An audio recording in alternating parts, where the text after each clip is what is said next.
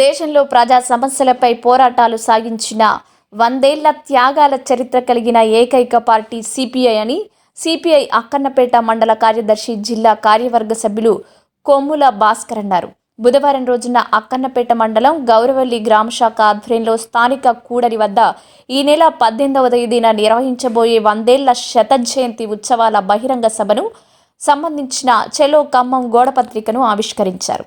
ఈ సందర్భంగా భాస్కర్ మాట్లాడుతూ జాతీయ ప్రజాతంత్ర విప్లవ లక్ష్యంగా, సోషలిజం ధ్యేయంగా, సామాజిక న్యాయం, లౌకికవాదం, ప్రజాస్వామ్యం పరిరక్షణ ఉద్యమంలో సిపిఐ కీలక పాత్ర పోషించిందన్నారు. దేశ స్వతంత్ర ఉద్యమంలో రాష్ట్ర తెలంగాణ సాధనలో ప్రత్యేక పాత్ర పోషించిన ఘనత కేవలం సిపిఐకే దక్కిందని, ఎందరో అమరుల త్యాగాల ఫలితమే నేడు పాలకుల ప్రజలు గుర్తు చేసుకోవాలని వారన్నారు. ఖమ్మంలో జరిగే బహిరంగ సభకు భారీగా కదలి విజయవంతం చేయాలని వారు పిలుపునిచ్చారు.